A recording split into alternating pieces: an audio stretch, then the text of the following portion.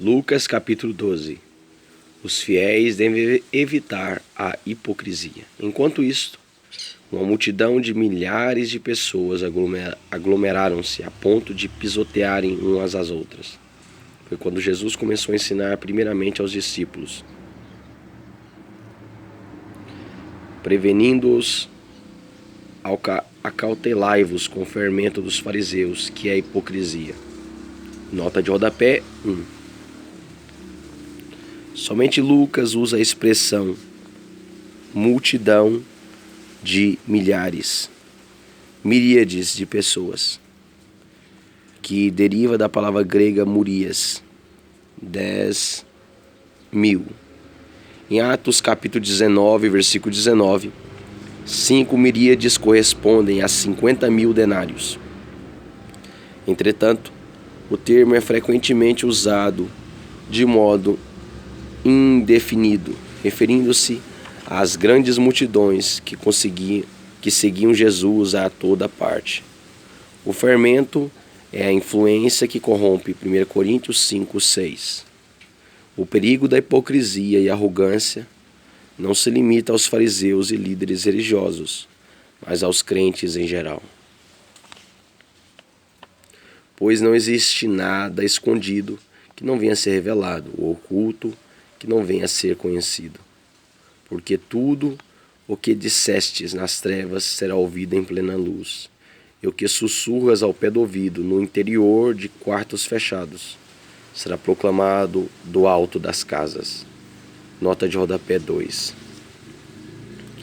Nesse contexto, o sentido é que nada há escondido pela hipocrisia e arrogância que não venha a ser de fato transparecido ou dado a conhecer pela convivência ao longo do tempo.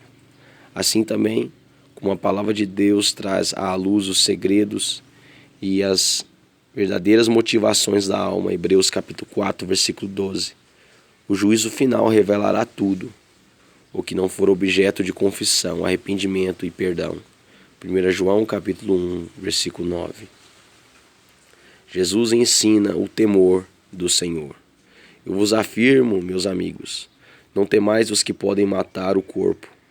Todavia, além disso, nada mais conseguem fazer. Contudo, eu vos revelarei a quem deveis temer. Temei àquele que, depois de matar o corpo, tem poder para lançar a alma no inferno. Sim, eu vos afirmo, a esse deveis temer. Nota de rodapé 3. Durante os tempos de provação e perseguição, a fé dependerá da consciência clara em relação à infinita diferença que há entre a simples morte física e a morte eterna da alma. Tememos ao Senhor por sua justiça implacável, Tiago capítulo 4, versículo 12. Mas nele confiamos, pois ele é amor e governa sobre tudo e todos, Romanos 8, versículo 28 ao versículo 39. Somente Deus tem em suas mãos o poder da vida e da morte. Os versos 6 e 7 apresentam os fundamentos da nossa confiança. A palavra grega traduzida por inferno é Gehenna, e não deve ser confundida com outra expressão grega Hades, que se refere ao nome genérico do lugar dos mortos, Mateus 5, 22. É importante notar que no Novo Testamento, inferno é usado somente em Mateus, Marcos, nessa passagem de Lucas e em Tiago 3:6. Não se costuma vender 5 pardais por 2 pequenas moedas. Entretanto, nenhum deles deixa de receber o cuidado de Deus. Portanto, até os fios de cabelo da vossa cabeça estão todos contados. Não temais, valeis muito mais do que milhares de pardais. Nota de rodapé 4. Deus dedica grande cuidado às pequenas criaturas, mesmo àquelas que, em geral, os seres humanos atribuem pouco interesse e valor.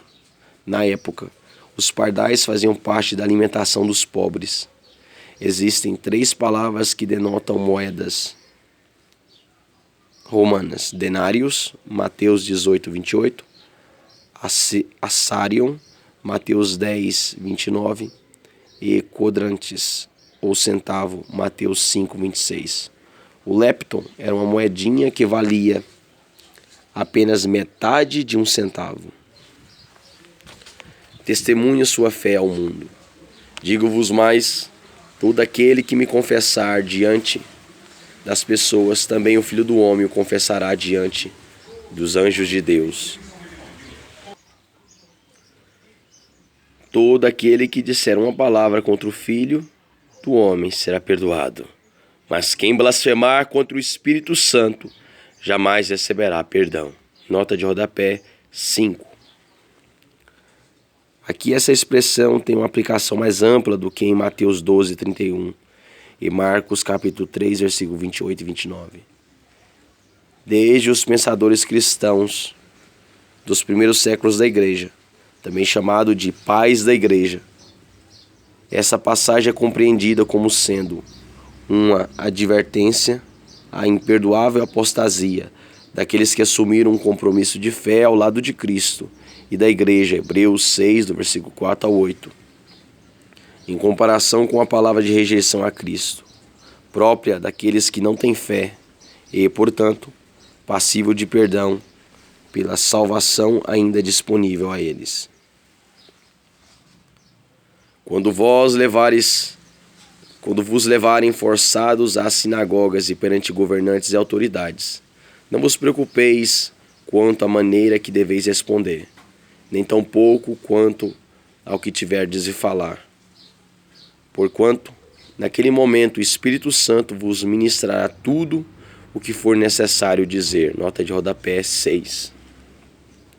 Não existe melhor advogado do que o Espírito Santo, nem melhor defesa do que um coração completamente controlado pelo Senhor. 1 Pedro 3,15. Jesus condena a avareza. E aconteceu que, nesse ponto, um homem que estava no meio da multidão lhe requereu: Mestre, ordena meu irmão que divida comigo a herança.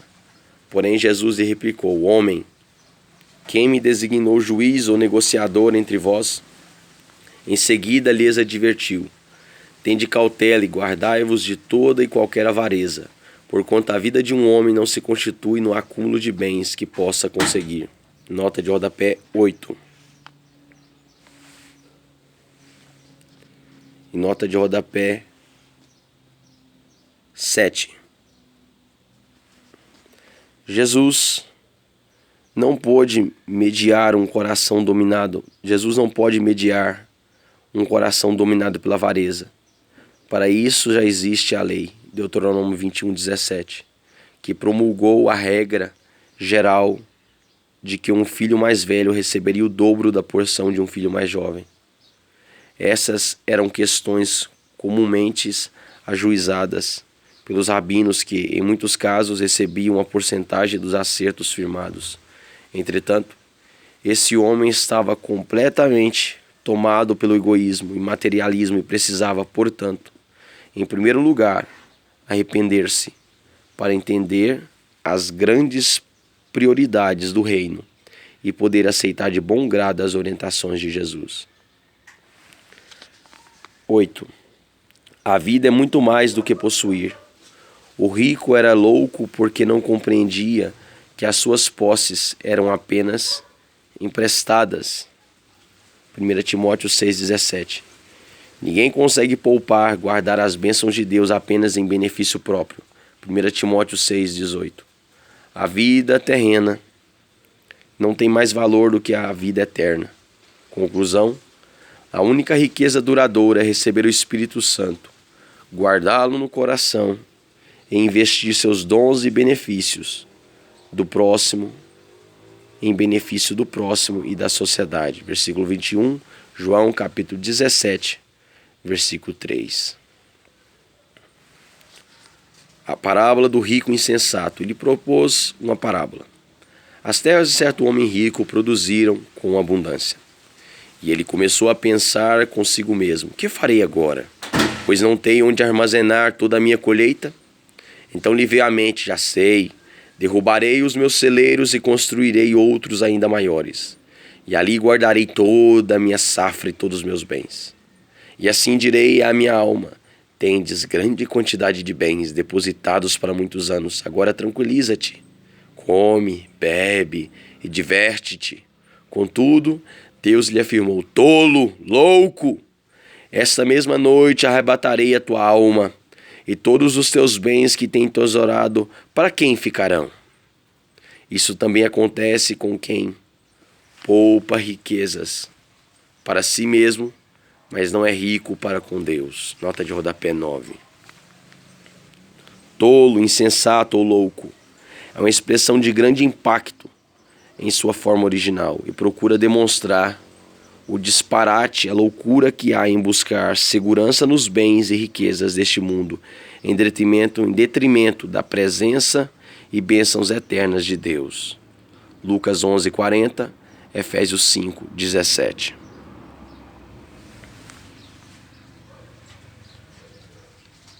Os fiéis não devem viver ansiosos. Mateus capítulo 6, do versículo 25 ao 34. Então, dirigindo-se aos seus discípulos, Jesus os exortou: portanto, vos afirmo, não andeis preocupados com a vossa própria vida, quanto ao que haveis de comer, nem muito menos com o vosso corpo, quanto ao que haveis de vestir. Porquanto a vida é mais preciosa do que o alimento, e o corpo mais importante do que as roupas. Nota de rodapé 10.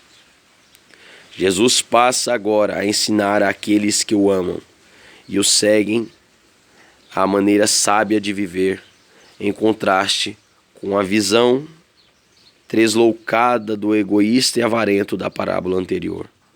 Embora nossa visão do futuro deva concentrar-se no reino de Deus, versículo 32, e na vida eterna, a vida terrena é decisiva para determinar nossa condição eterna. Marcos 8, do versículo 35 ao 37. Observai os corvos, os quais não semeiam nem ceifam, não possuem armazém nem celeiros, contudo, Deus os alimenta. Quanto mais valei vós do que as aves? Quem de vós, por mais ansioso que possa estar, é capaz de prolongar por um pouco que seja a duração da sua vida, considerando que vós não podeis fazer nada em relação às pequenas coisas da vida? Por que vós preocupais com todas as outras? Nota de rodapé 11.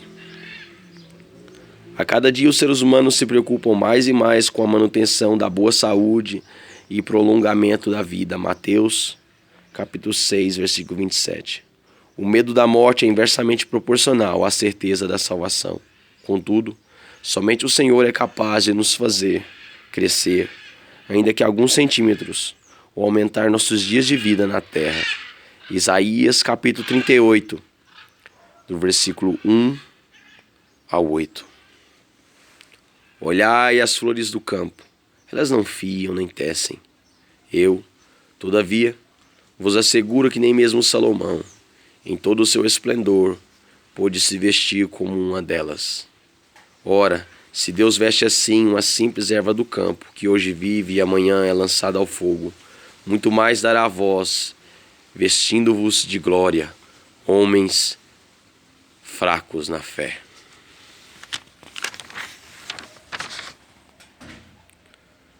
Não procureis, pois, ansiosamente o que haveis de comer ou beber. Não empenhareis o vosso coração nessas preocupações. Nota de rodapé 12. A expressão grega zeteite significa muito mais do que indagar, como aparece em algumas versões. Seu sentido tem a ver com a busca obstinada e concentrada. Buscai. Jesus explica que podemos aplicar todos os nossos esforços em ganhar o mundo, títulos, bens, poder ou o reino de Deus. Aquele, entretanto, que busca o reino receberá tanto um quanto o outro, conforme a sua necessidade e o propósito do Pai para cada um dos seus filhos. Porquanto o mundo pagão é que peleja por essas coisas, entretanto, o vosso Pai sabe perfeitamente que as necessitais. Buscai, pois, em primeiro lugar, O reino de Deus e todas as demais coisas vos serão providenciadas. Nada temais, pequeno rebanho, pois de bom grado o Pai vos concedeu o seu reino. Nota de rodapé 13. Desde a criação, um grande desejo do Pai é partilhar seu reino com seus filhos. Por isso, é com muita alegria a satisfação que agora em Cristo o Senhor pode realizar plenamente sua vontade. Jesus adverte que, nesse sentido, temor e ansiedade são características dos incrédulos, verdadeiros gentios, versículo 30, mas não dos filhos de Deus, minoria fiel. O reino de Deus conhece, pela soberania do Senhor, o reino de Deus começa pela soberania do Senhor sobre a vida dos seus súditos, Romanos 14, 17.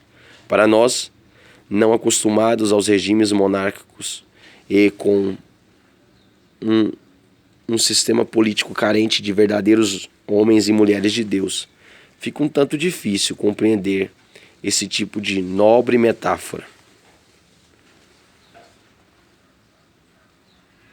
Vendei os vossos bens e ajudai os que não têm tesouros. Fazei para vós outros bolsos que não se gastem com o passar do tempo, tesouro acumulado nos céus, que jamais se acaba, onde ladrão algum se aproxima e nenhuma traça pode corroer. Por isso, onde estiverem os vossos bens mais preciosos, certamente aí também estará o vosso coração. Nota de rodapé 14. Lucas é o evangelista que mais enfatiza a ação social cristã, com vistas a oferecer aos pobres as mesmas condições medianas da sociedade. Lucas 3:11, Lucas 6:30, Lucas 11:41, Lucas 14, versículo 13, versículo 14, Lucas 16:9, Lucas 18:22, Lucas 19:8. Os bens e a riqueza que estiverem impedindo o cristão de buscar e adentrar no reino devem ser doados aos mais necessitados. Marcos 10, versículo 21 a 27. 1 Timóteo 6, versículo 9 e versículo 18. É mais fácil notar onde está depositado nosso verdadeiro ideal de vida e paixão, onde nosso coração mais se dedica, cuida e zela.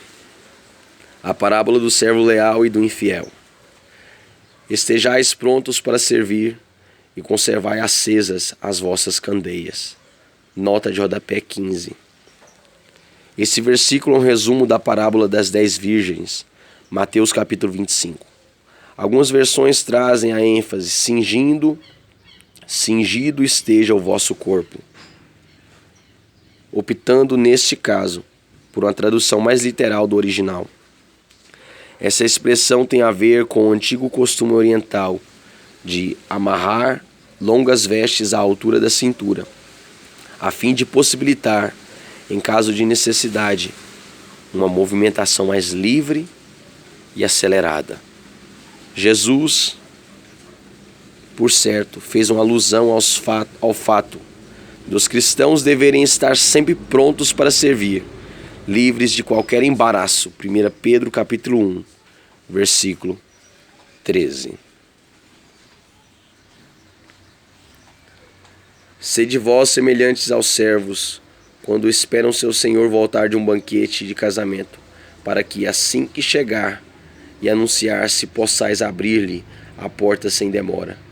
Felizes aqueles servos a quem o Senhor, quando vier, os encontre vigilantes. Com toda certeza vos asseguro que ele se vestirá para o servir. Fará que se recline ao redor da mesa, e pessoalmente irá ao encontro deles para servi-los. Nota de rodapé 16. O Senhor continuará a ser o grande provedor dos seus servos, filhos e amigos, que se mantiverem vigilantes, despertos, preparados, prontos, em contraste com os que estão dormindo, mortos em pecados. Efésios 5:14, Efésios 2:1, 1 Tessalonicenses 5:10. A morte, versículo 20, e o glorioso retorno estão sempre iminentes. Versículos 36 a 40.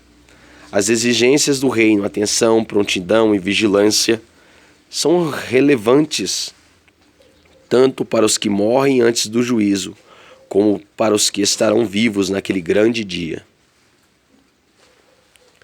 Ainda que ele chegue durante a alta noite, ou ao raiar do dia, bem-aventurados os servos que o Senhor encontrar preparados. Compreendei, entretanto, isto: se o pai de família soubesse a que hora havia de vir o assaltante, não permitiria que a sua casa fosse invadida. Nota de rodapé 17. O assaltante é aquele que vem de sobreassalto, repentinamente e surpreendendo a todos. Não há tempo para se preparar. É preciso viver em condição de prontidão, pois a qualquer momento se dará o assalto.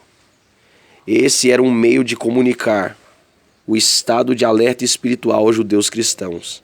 Haja vista que o povo judeu sempre viveu e vive em estado de contínua atenção e vigilância em relação aos ataques inimigos. Lucas 21:34, 1 Tessalonicenses 5:2, 2 Pedro 3:10, Apocalipse 3:3, Apocalipse 16:15. Ficai também vós alertas, pois o Filho do Homem virá, no momento em que menos o esperais. Então Pedro indagou: Senhor, estás propondo essa parábola para nós ou para todas as pessoas? Nota de rodapé 18. Tanto as honrarias quanto os castigos, segundo o mérito pelo procedimento de cada um, não aguardam somente os apóstolos, mas a todos os servos do Senhor que viverem no intervalo histórico entre a ascensão e o glorioso retorno de Jesus Cristo. Quanto maiores os privilégios, mais severa será a punição dos infiéis, incrédulos. Romanos capítulo 2, o versículo 12 ao 16. Ao que o Senhor lhes asseverou: quem é, portanto, o administrador fiel que age com bom senso, a quem o Senhor encarrega dos seus servos para ministrar-lhes sua porção de alimento no tempo devido? Feliz o servo a quem o Senhor surpreende agindo dessa maneira quando voltar. Asseguro-vos que ele o encarregará de todos os seus bens. Todavia, imaginai que esse servo pense consigo mesmo: meu senhor tarda demais a voltar, e por isso comece a agredir os demais servos e servas, entregando-se à glutonaria e à embriaguez. Entretanto, o senhor daquele servo voltará no dia em que ele menos espera e num momento totalmente imprevisível, e o punirá com todo rigor, e lhe condenará ao lugar dos infiéis. Nota de rodapé 19. O galardão pela fidelidade em cumprir a vontade do Senhor será honra e responsabilidade ainda maiores. Os crentes e líderes cristãos que levam uma vida sem disciplina no presente enfrentarão a ira de Deus. Mateus capítulo 7, do versículo 15 ao 27. Aquele servo que conhece a vontade de seu Senhor e não prepara o que ele deseja, nem age para agradá-lo, será castigado com extrema severidade.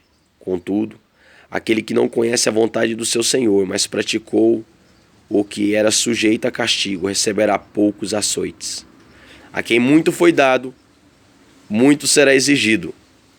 E a quem muito foi confiado, muito mais será requerido. Nota de rodapé 20.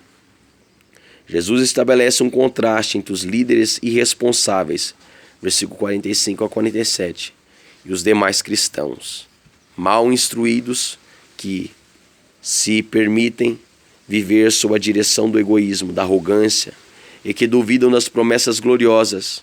Todos receberão o justo castigo no tribunal de Cristo. 2 Coríntios capítulo 5, versículo 10.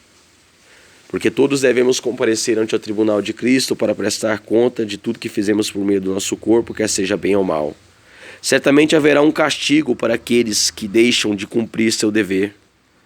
A responsabilidade recai sobre aqueles que muito receberam. Amós 3:2. As pessoas não serão castigadas apenas pelo mal que praticaram, mas também pelo bem que deixaram de fazer. Tiago, capítulo 4, versículo 17. Aquele que sabe o bem não faz, peca. O fato de não conhecer a palavra ou a ignorância não podem ser usados como desculpa para evitar a punição futura. Pois não existe ignorância moral absoluta. Romanos capítulo 1, versículo 20. Romanos capítulo 2, versículo 14, versículo 15. E nossa ignorância faz parte de nosso pecado. Jesus veio trazer fogo à terra. Eu vim para trazer fogo sobre a terra, e como gostaria que já estivesse em chamas.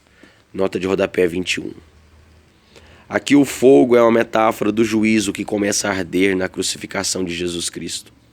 Jesus afirma também que suportará o julgamento de Deus no lugar dos crentes e estabelece um forte vínculo entre batismo e morte. Marcos capítulo 10, versículo 38 e 39. E 1 João capítulo 5, versículos 6 a 8. Jesus contemplava com horror o momento da cruz, mas com submissão total e resoluta a sua inevitável missão de salvar a humanidade. Por isso, seu Espírito foi derramado com poder sobre todos os crentes. Atos capítulo 1, versículo 8, Atos capítulo 2, versículo 1. Entretanto, aqueles que rejeitarem o seu sacrifício e apelo serão condenados ao juízo do fogo eterno.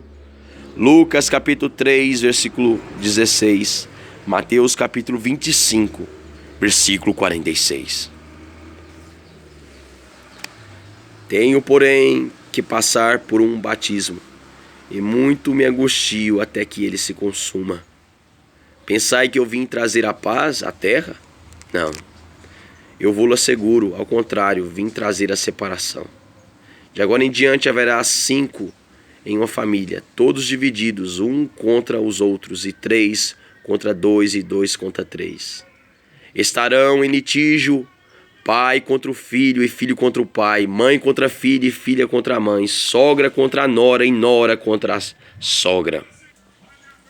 Discernindo o final dos tempos, então admoestava ele à multidão: quando vedes surgir uma nuvem na direção do pôr do sol, logo dizeis que é sinal de chuva, e de fato assim ocorre. Também quando sentis soprar o vento sul, proclamais: haverá calor, e acontece como previstes. Hipócritas, sabeis muito bem interpretar os sinais da terra e do céu. Como não conseguis discernir os sinais do tempo presente? Nota de rodapé 22. O poente fica na direção do mar Mediterrâneo, 1 Reis 18:44. Os ventos do sul sopravam do deserto do Negueb e traziam muito calor. Embora as pessoas desde a antiguidade soubessem compreender e usar esses indicadores atmosféricos para prever climas e estações e tempos, não conseguiam perceber a gravidade da sua incredulidade e dos próprios pecados. A importância histórica daqueles momentos em que Deus andou sobre a terra, na pessoa de Cristo, a chegada do reino de Deus e muito menos o terrível julgamento que se avizinhava com o massacre do povo judeu pelos exércitos de Roma e suas consequências eternas. Buscar a paz enquanto há tempo. E por que não julgais também por vós mesmos o que é justo? Quando um de vós estiver caminhando com seu adversário em direção ao magistrado, fazei tudo o que estiver ao vosso alcance para reconciliar com ele. Isso para que ele não vos conduza ao juiz, e o juiz vos entregue ao oficial de justiça, e o oficial de justiça vos jogue no cárcere. Eu vos asseguro que não saireis da prisão enquanto não pagardes o último centavo devido. Nota de rodapé 23. Jesus nos ensina que acima das tradições religiosas e dos sistemas de leis de um povo está a palavra de Deus. Os sinais dos tempos eram nítidos, como são hoje, e uma decisão radical e urgente de arrependimento e volta à palavra que fazia necessária. Mas as pessoas não conseguem ver o terrível furacão do juízo tomando forma. É preciso acertar as contas antes que seja tarde demais. A expressão grega lepton foi traduzida como o último centavo e representa uma pequena moeda de cobre ou bronze cujo valor correspondia à metade do quadrantes, 1 centavo.